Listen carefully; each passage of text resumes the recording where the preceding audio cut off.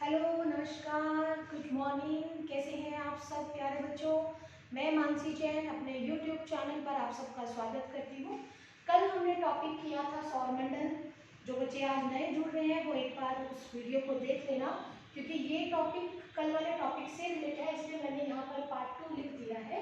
सौरमंडल का जो मेन क्वेश्चंस हैं जो कि प्लैनेट से रिलेटेड, ग्रहों से रिलेटेड आते हैं, वो हम कल की क्लास में कर चुके हैं। आज हम इस टॉपिक को आगे कंटिन्यू कर रहे हैं। ठीक है, तो देखो कल हमने देखा था 8 ग्रह, उनके फीचर्स और उनसे बनने वाले बहुत सारे क्वेश्चंस। आज कुछ और इम्पोर्टेंट फैक्ट इस टॉपिक के जो कि कल की क्लास में हमारे रह गए थे, उसे हम आज देखेंगे। देखो बच्चों, एक आता है क्वेश्चन यहाँ से कि ग्रह क्या होते हैं। ये जो क्वेश्चंस हैं ये हमारे इम्पॉर्टेंट है किस एग्जाम के लिए, जैसे सीटेट है, यूपीटेट है, एचटेट है, आरटेट है, यानी किसी भी स्टेट का टैट होता है तो इस तरह के एग्जाम में क्वेश्चन आते हैं, क्योंकि ये कॉन्सेप्ट बेस्ड होते हैं। देखो ग्रह क्या होते हैं, ग्रह यानी कि प्लैनेट्स क्या होते हैं आपके, वे आकाशीय पिंड जो सूर्य के चारों ओर चक्कर लगाए। ग्रहों के अपने क्या होते हैं, उपग्रह। उपग्रह यानी कि सैटेलाइट्स क्या होते हैं, उपग्रह ग्रहों के चारों ओर चक्कर लगाते हैं। उपग्रह वे आकाशीय पिंड जो ग्रहों के चारों ओर चक्कर लगाए। उपग्रह दो प्रकार के होते हैं। एक होते हैं प्राकृतिक यानी कि नेचुरल, जैसे मून, हम चंद्रमा पृथ्वी का नेचुरल सैटेलाइट है, उपग्रह है, प्रकृति ने दिया हुआ है, प्रकृति की देन है, पृथ्वी के चारों ओर घूमता है। और आर्टिफिशियल यानी कि कृत्रिम, जो क्या होते हैं, मैन मेड होते हैं, जिन्हें मनुष्य अंतरिक्ष में छोड़ता है। जैसे आपने आर्यभट्ट सुना होगा, GSAT-1, GSAT-2, ऐसे बहुत सारे सैटेलाइट्स होते हैं। जो कृत्रिम उपग्रह हैं आगे, ये दो प्रकार के होते हैं। एक होते हैं जियो स्टेशनरी यानी भूस्थितिक उपग्रह, एक ध्रुवीय उपग्रह या इन्हें पोलर सैटेलाइट भी कहते हैं। ये होते हैं पोलर सैटेलाइट और ये होते हैं जियो स्टेशनरी सैटेलाइट। यहीं से एग्जाम में क्वेश्चन आते हैं, यही हमारे लिए बहुत इंपॉर्टेंट सेक्शन है। देखो भाई, भूस्थितिक उपग्रह या ध्रुवीय उपग्रह क्या होते हैं। तो जैसे अगर हम पृथ्वी की बात करें तो जो प्लैनेट वेस्ट टू ईस्ट अर्थ के साथ साथ मूव होते हैं उन्हें हम भूस्थितिक बोलते हैं। ठीक है, भूस्थितिक उपग्रह बोलते हैं, जियो स्टेशनरी सैटेलाइट इन्हें हम कहते हैं। जो सैटेलाइट इस तरह से मूव करते हैं नॉर्थ टू साउथ, इन्हें हम पोल्स की साइड मूव करते हैं, इसलिए इन्हें हम पोलर सैटेलाइट कहते हैं। यहाँ से क्वेश्चन क्या आता है, क्वेश्चन आता है वो कौन से सैटेलाइट्स होते हैं जिनकी गति अर्थ की स्पीड के इक्वल होती है। तो जो भूस्थितिक है इनकी स्पीड भी अर्थ की स्पीड के इक्वल होती है। क्यों? क्योंकि ये पृथ्वी के किसी एक भाग के ऊपर फिक्स हो जाते हैं। इनका काम क्या होता है, इन्हें छोड़ा क्यों जाता है, इनका काम होता है जासूसी करना। जैसे आप सभी ने एक मूवी देखी होगी परमाणु, सबको याद होगा, अगर किसी ने भी देखी है तो उसे याद होगा परमाणु। उस मूवी में क्या था कि एक सैटेलाइट को ऑब्जर्व करते रहते थे कि वो उस सरफेस पे आ तो नहीं रहा। आपने देखा होगा कि अमेरिका सैटेलाइट के जरिए इंडिया के परमाणु मिशन की क्या कर रहा था, जासूसी कर रहा था। यानी अगर आपको क्वेश्चन आए कि जासूसी के लिए कौन से सैटेलाइट यूज होते हैं, जियो स्टेशनरी या पोलर, तो आपका आंसर क्या होगा, जियो स्टेशनरी सैटेलाइट। ठीक है, ऐसे ही जैसे वेदर फोरकास्टिंग होती है, मौसम की जानकारी जो सैटेलाइट्स देते हैं, या फिर वो सैटेलाइट्स जो लाइव टेलीकास्ट करते हैं। आजकल लाइव क्लासेस होती हैं, दिल्ली में टीचर पढ़ा रहा है, कलकत्ता में पढ़ा रहा है, केरल में पढ़ा रहा है, वो लाइव देख रहे हैं हम, कोटा में क्लासेस लग रही है, ऑल ओवर इंडिया बच्चा कहीं भी देख सकता है। तो वो सब कौन से सैटेलाइट्स की हेल्प से होता है, जियो स्टेशनरी सैटेलाइट्स की हेल्प से होता है। इन्हें कितनी हाइट पे छोड़ा जाता है, तो इन्हें 36,000 किलोमीटर की हाइट पर छोड़ा जाता है। जबकि जो पोलर सैटेलाइट होते हैं इन्हें 600 से ज़्यादा हाइट पर नहीं छोड़े जाते, 600 से 700 किलोमीटर की हाइट पर छोड़ा जाता है। क्योंकि जो पोलर सैटेलाइट्स होते हैं इनका काम होता है पृथ्वी के भौगोलिक स्वरूप, भौगोलिक संरचना की जानकारी देना। बेसिक सा डिफरेंस है पोलर सैटेलाइट में और जियो स्टेशनरी सैटेलाइट में, जो कि आप लोगों को याद रखना है। देखो यहाँ से क्लियर हो गया। और इन सैटेलाइट्स को जो लॉन्च करते हैं उन्हें ही बोलते हैं GSLV एंड PSLV। ये वर्ड तो आपने बहुत बार सुना होगा जब आप करंट अफेयर, जो बच्चे साइंस बैकग्राउंड के नहीं भी हैं, आर्ट्स बैकग्राउंड के हैं, आप लोग करंट अफेयर्स देखते हो, पढ़ते हो, वहाँ पर होता है इसरो ने सैटेलाइट लॉन्च करा GSLV के थ्रू या PSLV के थ्रू। तो इसकी फुल फॉर्म क्या होती है? देखो, जियो stationery satellite launching vehicle, polar satellite launching vehicle. Clear हो गया यहाँ तक? अब आता है कि ये जो सब काम है, ये जो हमारे सैटेलाइट्स हैं, ये काम करता कौन है? तो अगर हम इसकी बात करें, सैटेलाइट्स की बात करें, इंडिया के अंदर सैटेलाइट सिस्टम को कौन देखता है, यानी भारत के अंतरिक्ष कार्यक्रमों को कौन देखता है? तो भारत के अंतरिक्ष कार्यक्रमों को देखने वाली ऑर्गेनाइजेशन जो है उसको हम कहते हैं इसरो। जबकि वर्ल्ड की एक आता है, एक बार IB का पेपर था इंटेलिजेंस ब्यूरो का, उसमें पूछा गया था नासा की फुल फॉर्म, क्योंकि 99% बच्चे नासा के नाम से सब फैमिलियर है। नासा सबको पता है, नासा सबने सुना है, लेकिन अगर आप इससे पूछ लो कि नासा की फुल फॉर्म क्या है तो बहुत कम बच्चे बता पाएंगे। तो नासा की फुल फॉर्म देखो क्या होती है, नेशनल एरोनॉटिक्स स्पेस एजेंसी। जबकि भारत के सारे अंतरिक्ष कार्यक्रमों को कौन देखता है? इसरो। इसरो की फुल फॉर्म क्या होती है? इंडियन स्पेस रिसर्च ऑर्गेनाइजेशन, यानी कि हिंदी में क्या बोलते हैं इसको? भारतीय अंतरिक्ष अनुसंधान केंद्र, उसे कहा जाता है इसरो। जैसे ये है तो थोड़ा थोड़ा आपको ऑर्गेनाइजेशन और भी याद करनी चाहिए। इस तरह के क्वेश्चन जनरली, जैसे दिल्ली पुलिस का पेपर होता है, हरियाणा पुलिस का होता है, या SSC कांस्टेबल होता है, इवन अगर आप आर्मी का पेपर देते हैं, इस तरह के एग्जाम में ऐसे क्वेश्चन ज़्यादा एग्जाम में पूछे जाते हैं। जैसे भारत के रक्षा कार्यक्रमों को सप्लाई जो करता है, यानी जो रक्षा संबंधी यंत्र बनाता है, वो ऑर्गेनाइजेशन कौन होती है? तो DRDO होती है। DRDO देखता है भारत के सभी, DRDO defence research development organisation, defence research development organisation. ऐसे हाल आता है, हाल क्या होता है?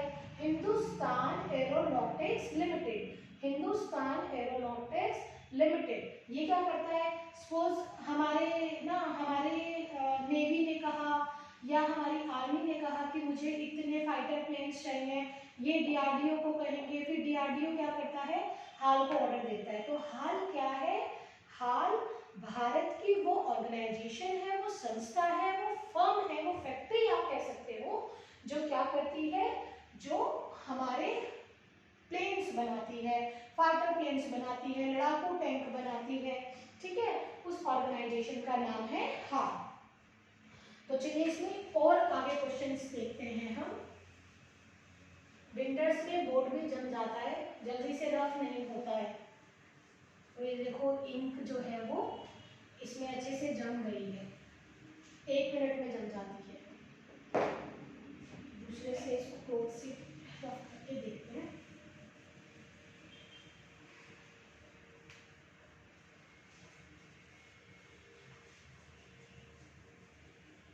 चलिए आगे चलते हैं हम लोग।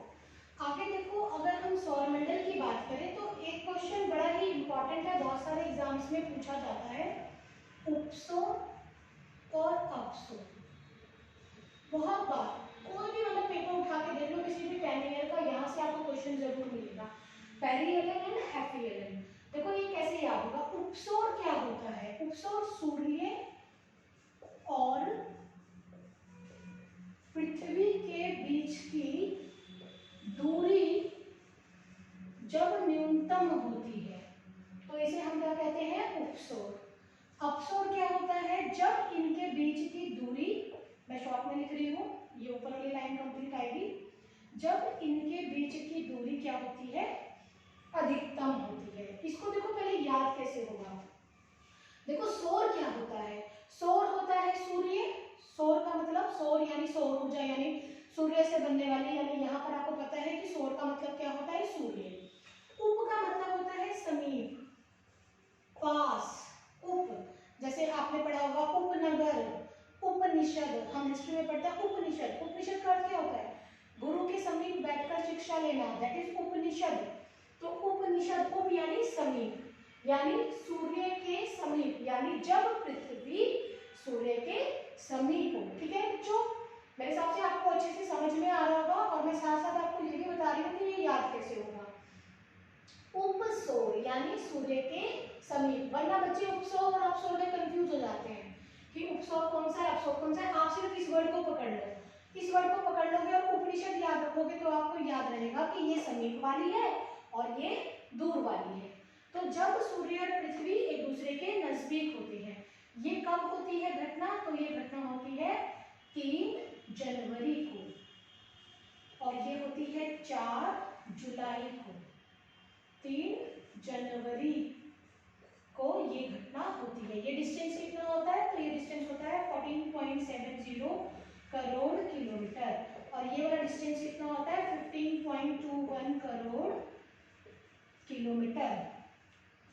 तो ये बहुत ही इंपॉर्टेंट क्वेश्चन है, इसको आप जरूर याद कीजिएगा।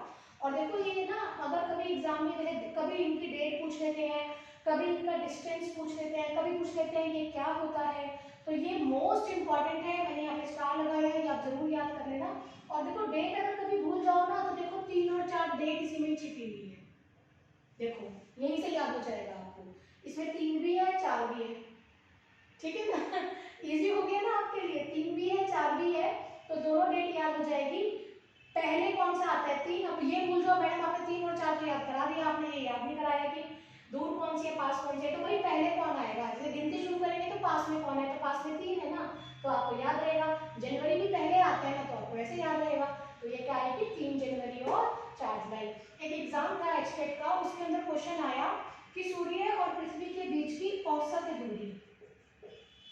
अब सपोज आपने याद नहीं करा, आपका ये क्वेश्चन मिस हो गया कि औसत दूरी, तो यहाँ पर आप इसको आराम से निकाल सकते हो।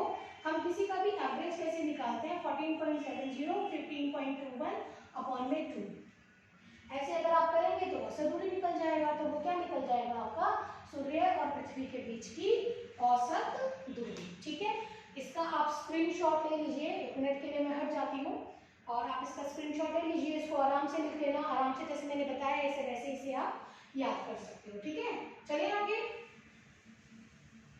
चलिए, इसी में हम नेक्स्ट देखते हैं। तो बड़े इंपॉर्टेंट से क्वेश्चन है, कल मैंने अर्थ के बारे में छोड़ दिया था, तो अर्थ और मून के बारे में थोड़ा सा देख लेते हैं।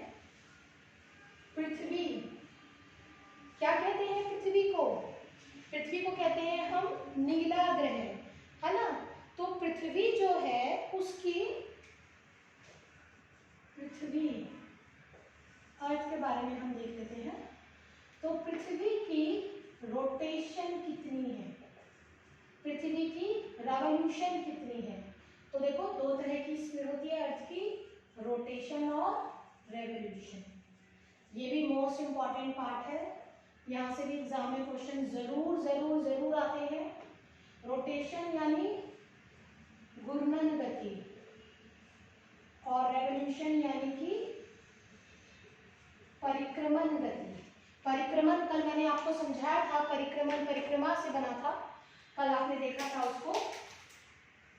देखो रोटेशन, ठीक है, रोटेशन घूर्णन की अगर हम बात करते हैं, इसे पृथ्वी की दैनिक गति भी कहते हैं, और इसे पृथ्वी की वार्षिक गति भी कहते हैं।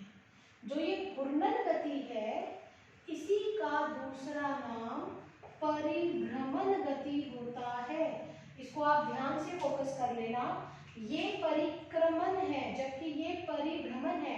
एक बहुत बड़े एक प्रोमिनेंट बुक के अंदर ये मिस्टेक दी हुई थी, जहां जहां परिक्रमण आ रहा था वहां परिभ्रमण लिखा हुआ था, जहां परिभ्रमण था वहां परिक्रमण। तो इसलिए आप इसमें कंफ्यूज मत होना, ऐसे करके याद कर सकते हो। अदरवाइज परिक्रमा याद करना कि किसी भी पिंड के चारों ओर। ठीक है, अर्थ की घूर्णन गति, रोटेशन स्पीड कितनी है। वैसे तो मोटे तौर पे दे देते हैं इसको, ऊपर से नियर अबाउट वैल्यू इसकी देते हैं 1700 किलोमीटर पर आवर। ये क्या है, पृथ्वी की घूर्णन गति। इसकी परिक्रमण कितनी है, 1,07,000 kilometre per hour. Revolution speed है, ये गति है। वैसे एग्जैक्ट अगर पूछी जाए तो ये 667 है किलोमीटर पर आवर। ये क्या है, अर्थ की रोटेशन है, और ये क्या है, अर्थ की रेवोल्यूशन है। ठीक है, और फिर पूछता है कि इसका परिणाम क्या है, क्या होता है घूर्णन गति से, परिक्रमण गति से क्या होता है। और या फिर पूछ लिया जाता है भाई कि पृथ्वी की, ये तो गति हो गई ना, पृथ्वी का घूर्णन समय, पृथ्वी को कितना समय लगता है सूरज का एक चक्कर लगाने में। तो पृथ्वी को सूरज का एक चक्कर लगाने में भाई कितना समय लगता है, तो अगर हम उसको देखें तो वो है कितना, 23 घंटे 56 मिनट्स 4 सेकेंड्स। एग्जैक्ट अगर देखते हैं तो 24 आवर्स बोल देते हैं कि पृथ्वी को लगता है। ठीक है, और पृथ्वी का ये कितना है वो, तो 365 दिन 5 घंटे 48 मिनट। ऐसे याद रखिएगा। देखो यहाँ पे बात देखना, एक क्वेश्चन आता है इसी से भी कि परिक्रमण गति से क्या आता है। तो परिक्रमण गति जो है, इनसे ऋतुएं बदलती हैं, मौसम में चेंज आता है ना। ऋतु परिवर्तन जो होता है वो कौन सी गति का परिणाम है। तो जो ऋतु परिवर्तन है वो पृथ्वी की परिक्रमण गति का परिणाम है। ऋतु परिवर्तन परिक्रमण गति का परिणाम है। एक देखो, ये जो 5 घंटे 48 मिनट है, ये जुड़कर कितने हो जाते हैं, लगभग 6 घंटे। और यही 6 घंटे जुड़ जाते हैं तो 4 साल बाद 24 घंटे होकर एक दिन एक्स्ट्रा हो जाता है। देखो 6 तोड़ेंगे कितना हो जाएगा, 24 आवर्स यानी कि एक दिन। तो क्वेश्चन आता है लीप वर्ष किस गति का परिणाम है। तो लीप वर्ष किस गति का परिणाम है, परिक्रमण गति का परिणाम है। फिर ऐसे ही एक क्वेश्चन और यहाँ से बनता है। देखो वो क्वेश्चन है इसी से लिंक, लेकिन क्वेश्चन की सेंस अगर बदल देते हैं तो बच्चे कंफ्यूज हो जाते हैं। क्वेश्चन कैसे आता है कि दिन और रात, देखो एक अगर आपको बोलेगा सिर्फ दिन और रात का बनना किस गति का परिणाम है, और अगर आपको बोले दिन और रात की लंबाइयों में अंतर किस गति का परिणाम है, लंबाइयों में, दिन और रात की लंबाइयों में अंतर। इस क्वेश्चन का क्या मतलब निकला, इसका मतलब निकला दिन लंबे हो रहे हैं, रात छोटी हो रही है, रात लंबी हो रही है, दिन छोटे हो रहे हैं, है ना। इसका मतलब रात लंबी हो रही है, दिन छोटे हो रहे हैं यानी सर्दी, दिन लंबा है रात छोटी है यानी कि गर्मी। इसका मतलब क्या है, ऋतु परिवर्तन तो यहाँ आएगा। लेकिन दिन रात का बनना यानी 24 घंटे दिन बन रहा है, रात बन रहा है, ये किससे होता है, दिन रात का बनना किससे होता है, रोटेशन से होता है। तो भाई ये बहुत ही इंपॉर्टेंट टॉपिक था जो कि मैंने आपको करवाया है। इसमें आप एक दो क्वेश्चन और याद कर लीजिए, जैसे अर्थ का व्यास डायमीटर कितना होता है। ठीक है, तो इसका जो व्यास है इसको हम दो तरीके से देखते हैं। एक हम देखते हैं पोलर से यानी अर्थ का ध्रुवीय व्यास, और अर्थ का इक्वेटोरियल व्यास यानी कि भूमध्य रेखा के पास से, इक्वेटर के पास से, भूमध्य रेखीय व्यास, व्यास यानी कि डायमीटर। ठीक है, डायमीटर, भूमध्य रेखीय व्यास और ध्रुवीय व्यास। तो अगर हम पृथ्वी के भूमध्य रेखीय व्यास की बात करेंगे तो जो इसका भूमध्य रेखीय व्यास होता है वो होता है 6377 किलोमीटर, जबकि इसका जो ध्रुवीय व्यास होता है वो होता है 6371 किलोमीटर। तो आप ये भी याद रखिएगा, यहाँ से क्वेश्चन आ जाता है कि अर्थ का व्यास कितना होता है। ये सॉरी ये जो है ये मैंने आपको त्रिज्या बताई है, उसकी त्रिज्या रेडियस, ये क्या है उसकी रेडियस है, त्रिज्या। अगर आपको त्रिज्या पूछेगा तो आपको इस तरह से बताना है।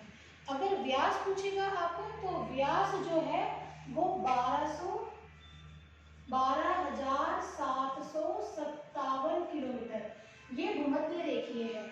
और जो ध्रुवीय व्यास है वो है 12,714 किलोमीटर, ये है व्यास। ये ध्रुवीय व्यास है और ये भूमध्य रेखीय व्यास है। तो तो आपको दोनों चीजें ध्यान रखनी है। मैंने त्रिज्या पहले लिख दिया था, तो ये त्रिज्या बोलेगा तो ये आंसर आएगा, और व्यास बोलेगा तो फिर ये वाला आंसर आएगा। तो आपको ये भी याद रखना है सौरमंडल। तो सौरमंडल से जो मैंने आपको दो क्वेश्चन और इंपॉर्टेंट बताए, उपसौर, अपसौर, भूस्थितिक उपग्रह, ध्रुवीय उपग्रह और रोटेशन और रेवोल्यूशन। ठीक है, तो ये इंपॉर्टेंट टॉपिक था, इसे आप जरूर याद कीजिएगा। इसके साथ साथ आप पहले वीडियो भी जरूर लगाया गया, जो न्यू व्यूअर्स हैं, नए जुड़े हैं मेरे साथ, तो वो पहले पार्ट 1 देखिएगा, फिर उसके बाद आप पार्ट 2 याद करिएगा। ये बहुत ही इंपॉर्टेंट टॉपिक है। ठीक है, तो सभी प्यारे बच्चों को ऑल द बेस्ट, लगे रहो, जम के तैयारी करते रहो, क्योंकि अगर आप तैयारी करते रहेंगे तो आप पहले से ही किसी भी परीक्षा के लिए तैयार हो जाएंगे। देखो बच्चों, एक बात मैं आपको कहना चाहती हूँ, कई बार बच्चे क्या करते हैं, मोस्ट ऑफ द स्टूडेंट क्या करते हैं, वेट करते रहते हैं कि भाई वैकेंसी आएगी तो हम तैयारी करेंगे, वैकेंसी आएगी तो हम। कभी भी ऐसा नहीं होता। आप मुझे एक बात बताएं छोटी सी, कि भारतीय सेना युद्ध अभ्यास करना छोड़ दे और बोलेगी कि जब आक्रमण होगा, अटैक होगा, हम तभी प्रैक्टिस करेंगे, तो उससे क्या होगा? क्या हम युद्ध जीत जाएंगे? नहीं ना। ठीक ऐसे ही अपनी तैयारी पहले